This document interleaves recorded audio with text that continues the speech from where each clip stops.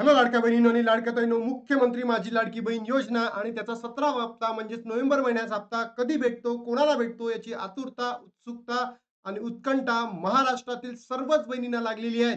आणि नोव्हेंबर महिन्याचा हप्ता संपलेला आहे आणि आजची 16 डिसेंबर आहे. तरी सुद्धा 17वा हप्ता म्हणजे नोव्हेंबर महिन्याचा हप्ता भेटलेला नाहीये. तर आता लाडक्या बहिणींच्या मनामध्ये अनेक प्रश्नचिन्ह उपस्थित झाले आहे, की पैसे भेटतात की नाही भेटत?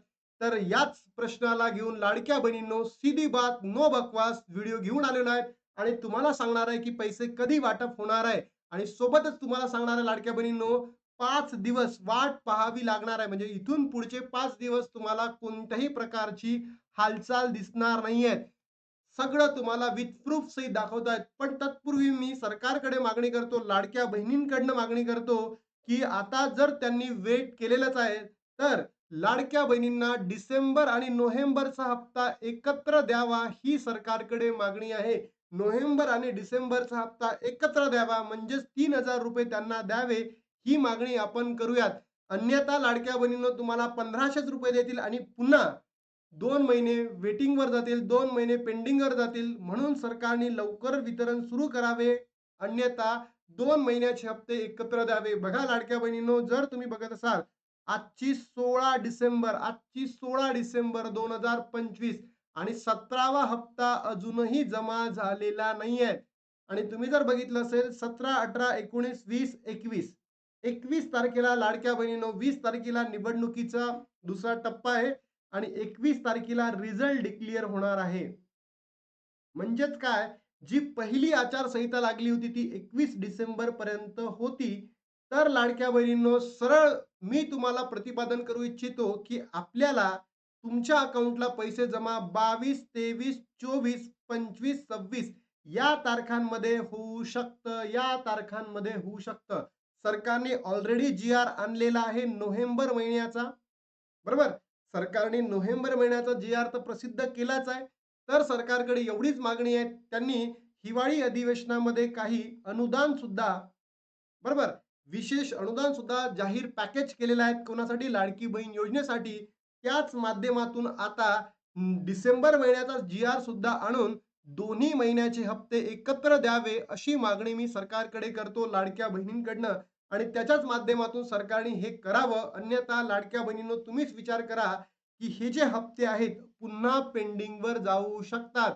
जसं नोव्हेंबरचा हप्ता डिसेंबरच्या 15 दिवस संपल्यानंतर सुद्धा भेटलेला नाही आहेत. म्हणजेच तो डिसेंबरच्या शेवटच्या टप्प्यामध्ये मिळेल. तर डिसेंबरचा हप्ता कधी भेटेल, हे तुम्ही विचार करा.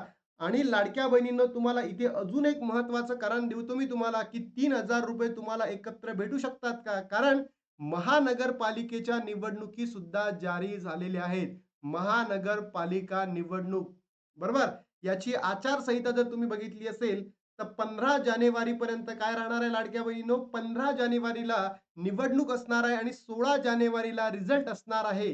तर तुम्हाला सांगतोय, महानगरपालिकेच्या निवडणुकीला मिनी विधानसभा निवडणूक म्हणतात. आणि या विधानसभेच्या पार्श्वभूमीला तुमच्या अकाउंटमध्ये ₹3000 येऊ शकतात. म्हणूनच थोडंसं लेट झालंय का? याबद्दलही प्रश्नचिन्ह उपस्थित झालेले आहेत. तर लाडक्या बहिणींनो, तुम्हाला काय वाटतं नक्की कमेंट बॉक्समध्ये सांगा. अन्यथा लाडक्या बहिणींनो, आपण जर हातावर हात देऊन बसलो, तर सरकार कधीच काही करणार नाही आणि तुम्हाला माहीत आहे. आणि त्याचमध्ये अजून एक महत्त्वाची बातमी समोर आली आहे अॅग्रोव्हेनची. लाडकी बहीण योजना, लाडकी बहीण योजनेत ई-के-वाय-सी केल्यानंतरही लाभ कायमचा बंद होणार आहे. नवीन अपडेट समोर आली आहे. बघा लाडक्या बहिणींनो, सरकार एकीकडे तुम्हाला ई-के-वाय-सी कंपल्सरी म्हणताय, बंधनकारक करताय आणि दुसरीकडे अशा पद्धतीच्या न्यूज वृत्तपत्र वाहिन्यांमध्ये वाहत आहेत. तर म्हणजे विचार करा, तुम्ही ई-के-वाय-सी केली तरी तुमचा लाभ बंद होऊ शकतो आणि नाही केली तर लाभ बंदच होणार आहे. म्हणून लक्षात घ्या लाडक्या बहिणींनो, प्रत्येक गोष्ट तुम्हाला मी ऑथेंटिक आणि क्वालिटी देत आहोत. तर तुम्ही लक्षात घ्या, ई-के-वाय-सी करताना योग्य पद्धतीने ई-के-वाय-सी करा.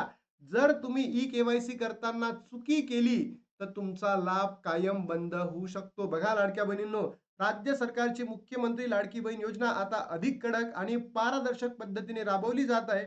या योजनेत तब्बल पात्र महिलांना ₹1500 थेट बँक खात्यात मिळतात.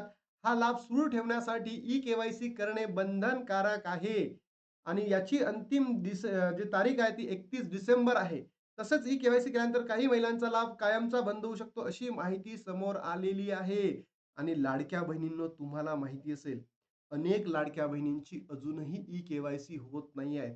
की ते होय, नाही, नाही होय, याच्या मध्येच अनेक कन्फ्युजन आहे. त्याच्यानंतर लाडक्या बहिणींनो, काही बहिणींना ओ-टी-पी येतो, काही बहिणींना येत नाही आहे. त्याचबरोबर अनेक बहिणींच्या समस्या या आहेत, की बाबा आमच्याकडे पती नाही आहे, आमच्याकडे वडील नाही आहेत, ते बेपत्ता आहेत, आमच्याकडे डॉक्युमेंट्स नाहीत, तर आम्ही काय करावं?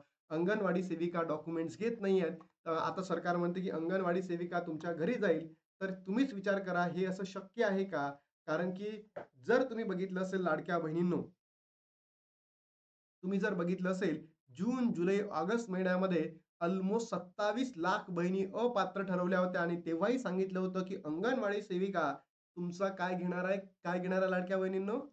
की अंगणवाडी सेविका तुमच्या घरी येऊन तुमचे डॉक्युमेंट्स घेऊन सगळं व्यवस्थित करणार आहे. पण अजूनही काहीही झालेलं नाही. ई-के-वाय-सी नंतर लाभ बंद होण्याची कारणे, ई-के-वाय-सी केल्यानंतर लाभ बंद होण्याची कारणे काय आहेत? हे सगळे निकष तुम्हाला दाखवतोय. त्याच्या माध्यमातून समजेल तुम्हाला. कोणत्या महिलांना लाभ मिळणार नाही. ज्या बहिणींचे वार्षिक उत्पन्न 2.5 लाखापेक्षा जास्त आहेत. इथे फक्त कुटुंबाचे उत्पन्न बघितले जाईल. एखाद्या इंडिव्हिज्युअल व्यक्तीचे नाही. म्हणूनच तुमच्याकडनं तुमचे वडील किंवा तुमचे पती यांचे डॉक्युमेंट्स, आधार कार्ड, डेथ सर्टिफिकेट घेतले जाणार आहे आणि राशन कार्ड तर ऑलरेडी आहे. बरोबर? तर म्हणून लक्षात घ्या लाडक्या बहिणींनो, जर तुम्ही 2.5 लाखापेक्षा खाली असेल तरच तुम्हाला तुम्हाला काय मिळेल? हा लाभ मिळेल. अन्यथा मिळणार नाही. त्यानंतर तुम्ही 21 ते 65 वर्षामध्ये असायला हवं. तुमच्या कुटुंबामध्ये 4 चाकी वाहन आहे की नाही हे सुद्धा बघणं गरजेचं आहे. आणि तुमच्या फॅमिलीमध्ये 2 पेक्षा जास्त महिला लाभ घेता कामा नये. अशा जर महिला असेल तर त्यांचा लाभ डायरेक्टली बंद होऊ शकतो लाडक्या बहिणींनो.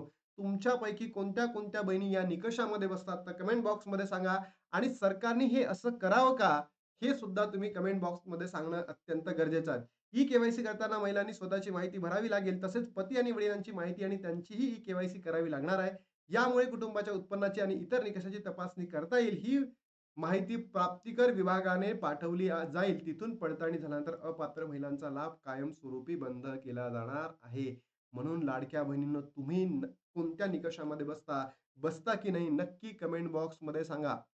उद्देश योजनेतील गैरप्रकार थांबवणे, फसवणूक टाळणे असल्यास शासन म्हणत आहे.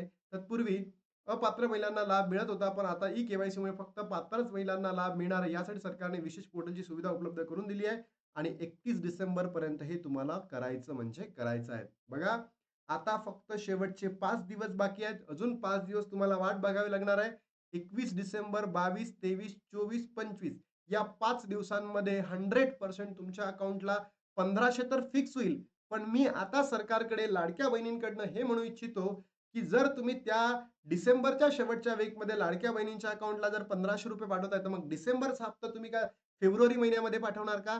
म्हणून लाडक्या बहिणींना दोन्ही महिन्याचे हप्ते म्हणजेच नोव्हेंबरचा हप्ता आणि डिसेंबरचा हप्ता 1500-1500 ₹3000 एकत्र पाठवावे हीच नम्र विनंती. आणि सोबतच ज्या बहिणी अपात्र होत्या जून, जुलै, ऑगस्ट महिन्याबद्दल त्याच्यावरही काही भाष्य करावे आणि ई-के-वाय-सी जी प्रक्रिया आहे 31 डिसेंबरला लास्ट डेट आहे आणि अनेक लाडक्या बहिणींची अजूनही ई-के-वाय-सी रखडलेली आहे. त्याबद्दल आदित्यनी लवकरात लवकर काही भाष्य करावे. कारण की आदितीताई तुम्ही एक स्वतः महिला आहे आणि महिलांच्या समस्या तुम्ही समजून घेणार नाही तर कोण समजून घेणार आहे? तर नक्की तुम्ही काहीतरी करावे आणि लवकरात लवकर वितरण सुरू करावे. लाडक्या बहिणीच्या मनामध्ये अनेक संभ्रम निर्माण झालेला आहे. तर लाडक्या बहिणींनो, तुमच्या प्रतिक्रिया काय? तुमची नेमकं थॉट काय या योजनेला घेऊन? तर नक्की कमेंट बॉक्समध्ये सांगा. सांगा. आता इथे थांबतो आणि भेटतो तुम्हाला नवीन व्हिडिओमध्ये. तोपर्यंत जय हिंद, जय महाराष्ट्र, जय श्रीराम.